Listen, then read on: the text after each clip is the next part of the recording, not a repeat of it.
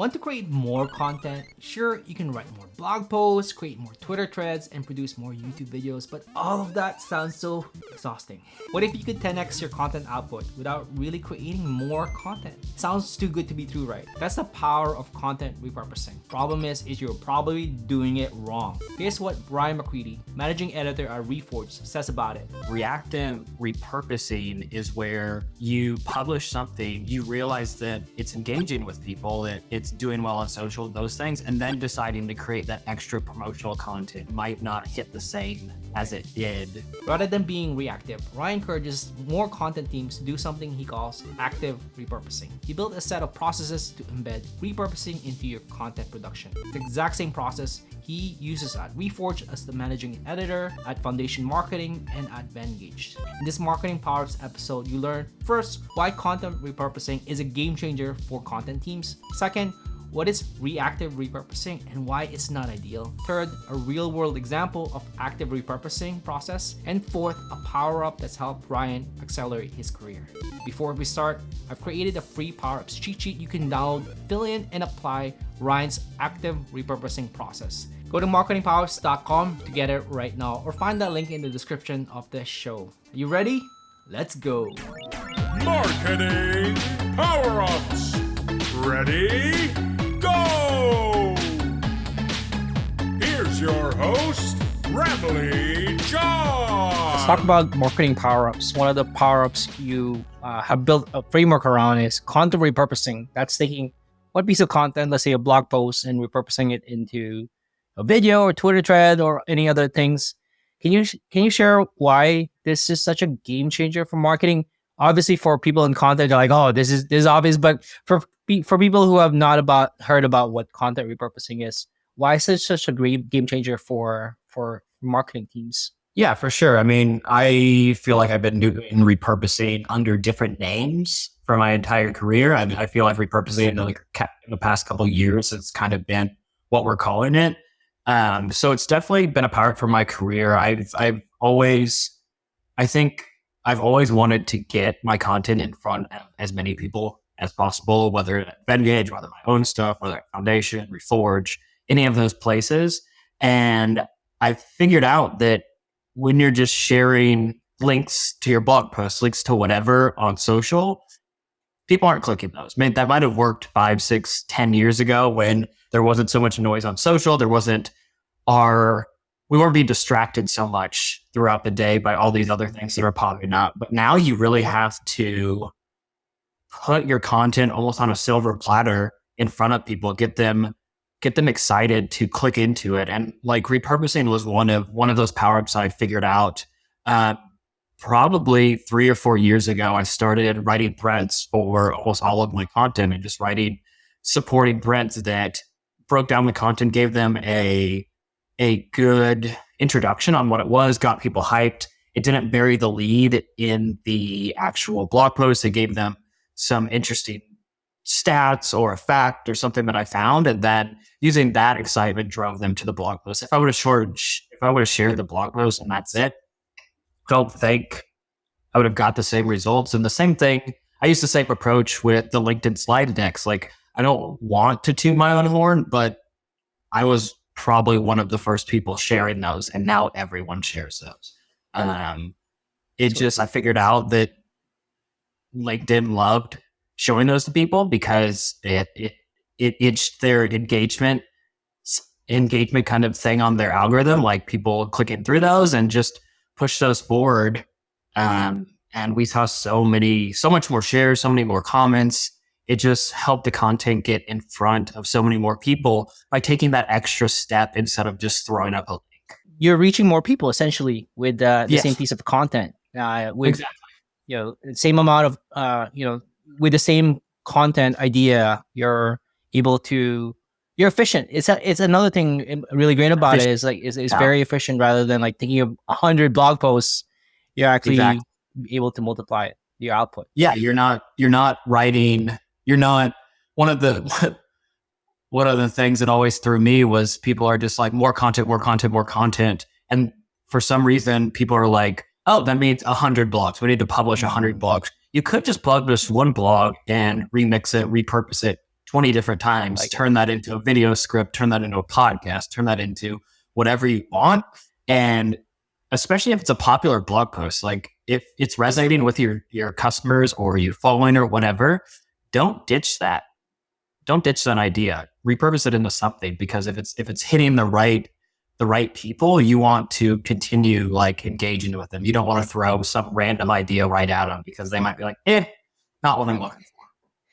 So good. I am a big fan of that approach. It's about that efficiency. I want to talk about this concept that you shared around reactive repurposing.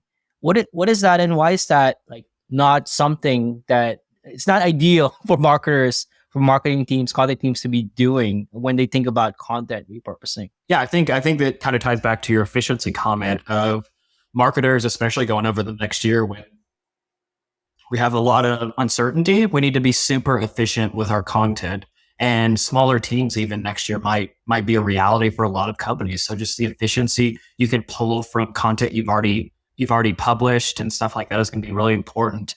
That said, reactive repurposing is where you publish something, you realize that it's engaging with people, that it's blowing up, it's ranking well, it's doing well on social, those things, and then deciding to create that extra promotional content. You kind of missed your time to repurpose that content, because unless you can get it out very, very quickly, which most people can't, unless you can get it out that same day, it's reactive. You're reacting to something that happened, and by the time you're done a week, a month later, repurposing the content into a video, it might not hit the same as it did when everything was launched the first time. You might have missed your moment.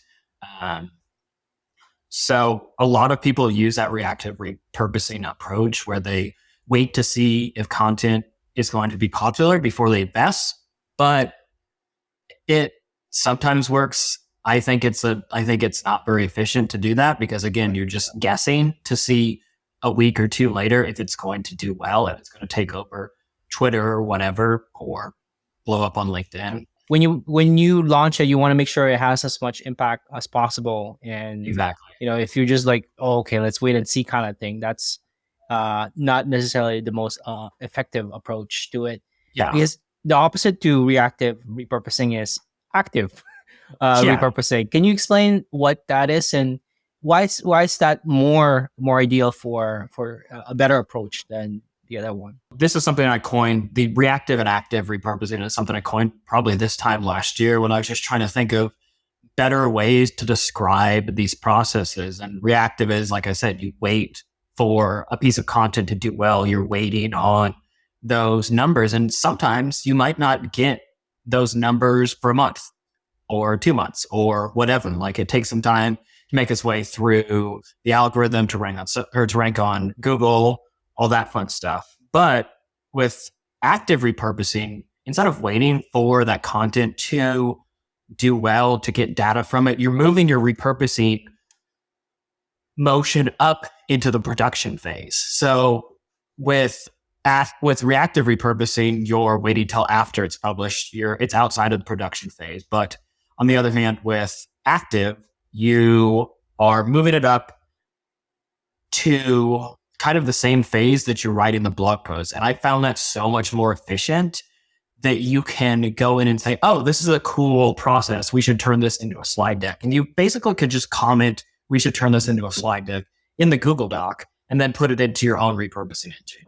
And that approach is so much more efficient than publishing something and being like, oh God, we have to figure out something else to help promote this. And you're just like scanning the thing. You're like, oh, here's a quote. We can use that. And quotes are fine, but there's a lot better pieces of content you can pull out of those articles that you're publishing. I love how you approach that. You're like already thinking about like how embedding repurposing into the content production process is not like an afterthought, essentially. You're giving your content the best chance to catch fire, basically, by moving it up into the production phase. Because then instead of just pushing a blog post with a blog post link with a well-written social share or something to your email list, you've got all this content that you can promote it over like an entire week.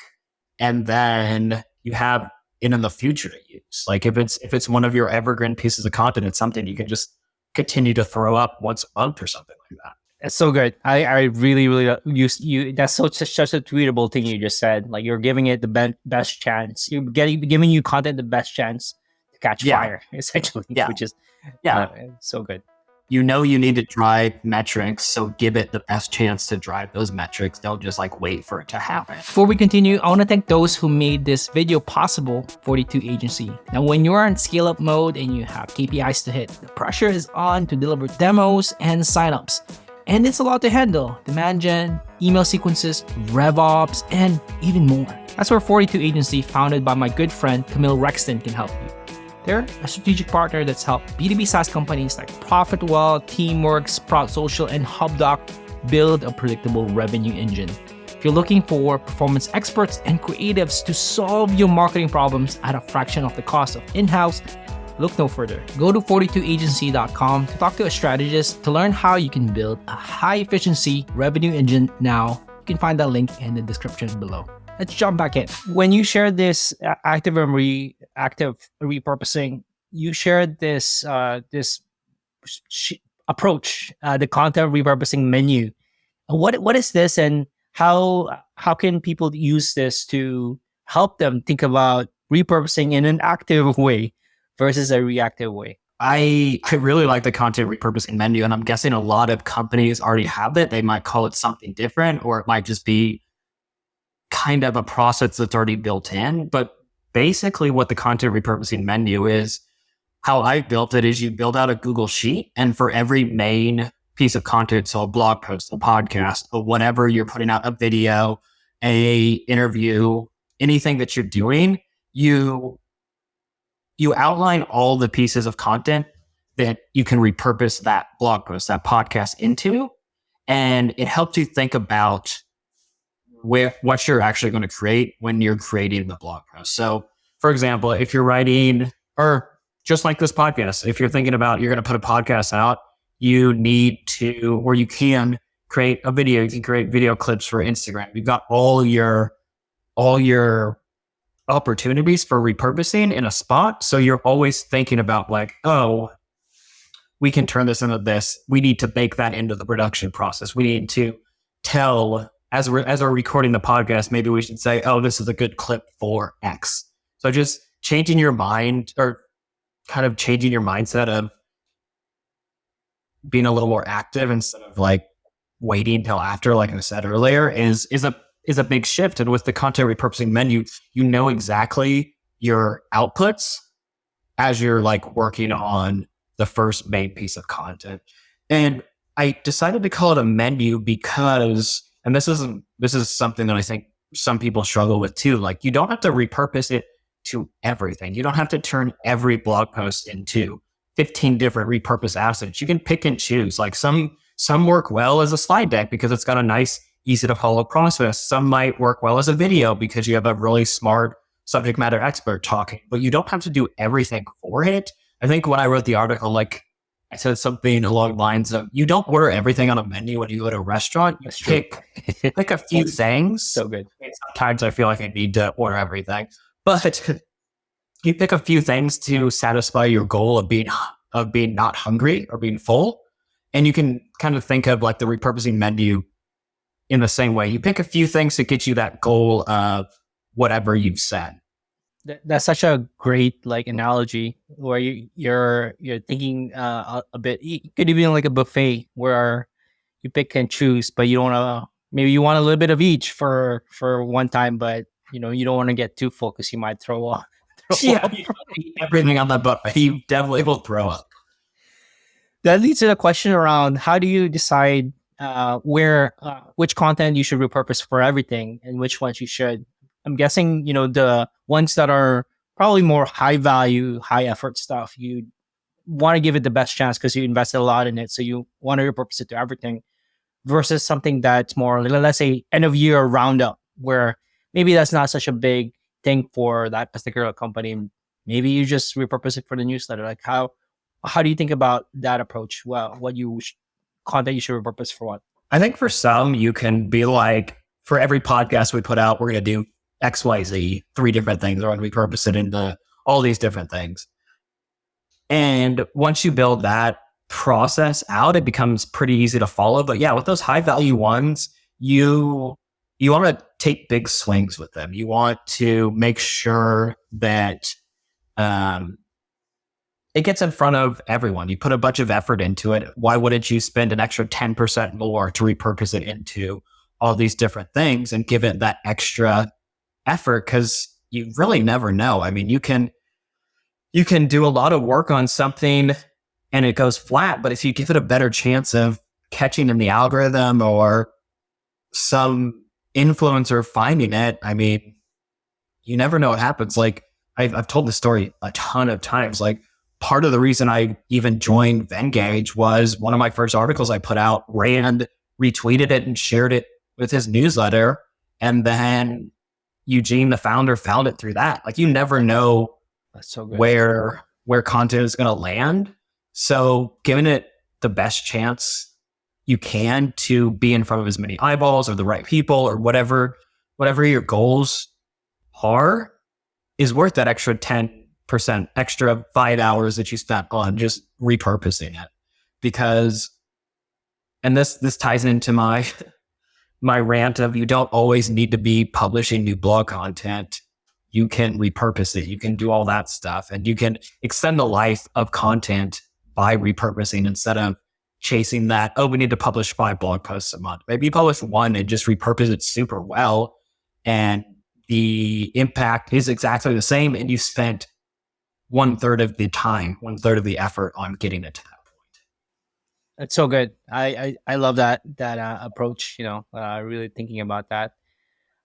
Is there an example you can share, maybe at Reforge or even at Venngage, where you've thought about repurposing early on, and it's kind of help get more reach for that one piece of content rather than just doing it reactively?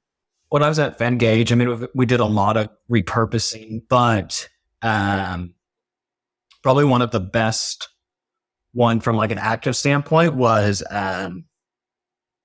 when we had put out our yearly graphic design trends article. And from the beginning, we'd be building out an infographic, a video, all these different things to launch when it went live, basically. We'd be building out slide decks, everything. And we'd even write like guest posts before we even had placement for it, just to make sure that we were and anything that you're doing with yearly stuff, the earlier you can get it out. Like we were publishing in like September because we wanted to be the first one out there, and like having those guest posts ready to get links back in the day, it was invaluable. I mean, it probably helped us rank number 1 every single year because we just took that very active approach. We knew what we needed to do.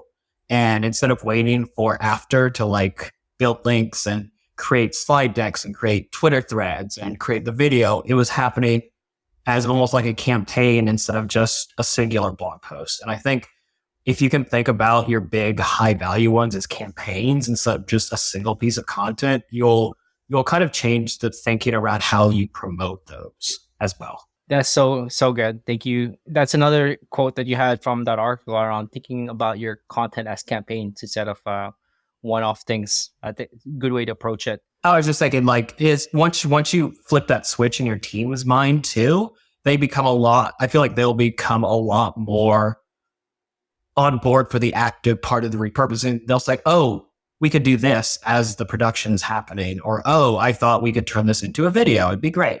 So once you think about it as a campaign, everything kind of lines up a little easier because you're going to need a promotional email. You're going to need all these different assets instead of just like, hey, we threw this blog post up on the blog. Hopefully someone sees it. And this approach is something you're also doing at Reforge at the moment, where before we recorded, you said that you have a ton of video content. So now you're thinking about how to approach for the future around an active repurposing process. Yeah, we for all of our cohorts, we record a ton of video for the member events where subject matter experts, basically the smartest people in product marketing engineering, come in and break down case studies, talk about frameworks, all that fun stuff. And we haven't really done anything with it. And there's so much good info and knowledge in that video or in that webinar, whatever we want to call it. And we're just not really doing anything with it. And now we're taking kind of that active approach of, hey, we probably can use this to promote how great our cohorts are and how great our content are, because it's such a good, it's almost like, I want to say product-led growth, because I feel like that's a buzzword right now, but it's kind of in that thing of showing like our product is content at Reforge. We have the best content in the game, I'll say it. And giving people that insight on how great our content is going to be such a superpower in the next year. Super. I love it.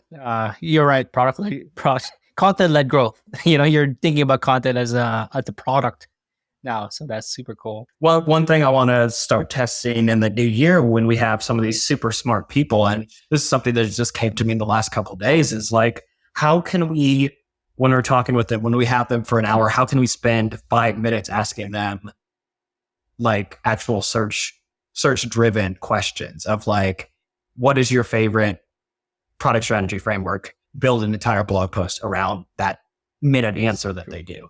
Stuff like that. Just taking a more active approach of like, we have these really smart people. They love to share information with us. How can we be a little more efficient about taking that and turning it into a blog post, a video, whatever, that we can use to promote how great our cohort is and how great our content is? That's exciting. Definitely exciting times for sure.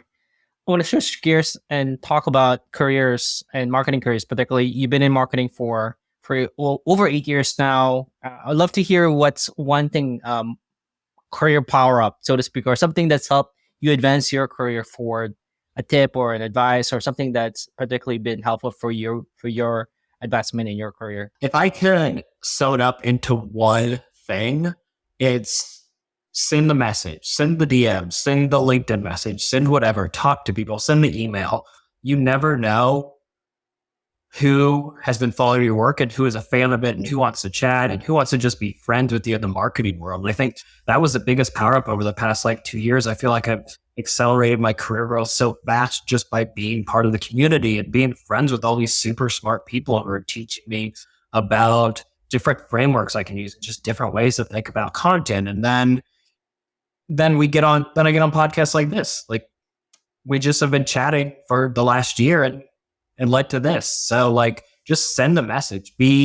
Don't be afraid, because 90% of the people in marketing or in your niche or whatever you are super nice people who are looking to make friends in that niche as well. It's not like you're going to be ridiculed for reaching out to someone saying, hey, I really like your work, we should chat sometime. Because that's how great kind of professional relationships start. You never know where they're going to lead.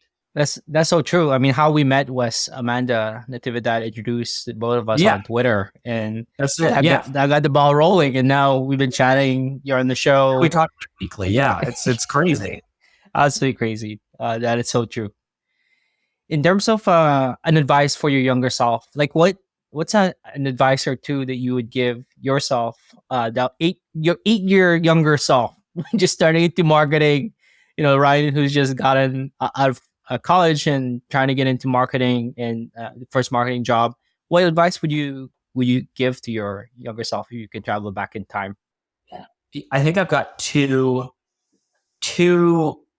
great pieces of advice. I would say, three. I think what I said about sending the message, being okay to reach out to everyone, build your crew, if you want to call it that. Just don't be afraid to talk to these random people. They're nice people.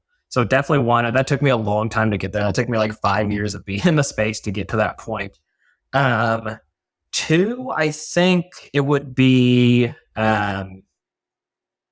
it kind of ties back to imposter syndrome. Everyone's just figuring it out. Even the smartest people in marketing are putting in the work to figure things out. They don't know everything. They might, I don't know everything. I humble myself all the time about new things that I learn and new ways to change how I approach things, and just being okay with not knowing everything about everything is a big thing, but being driven to go better yourself and figure those out. And then I think the third one is don't lose your voice. I have a very distinct voice in how I write.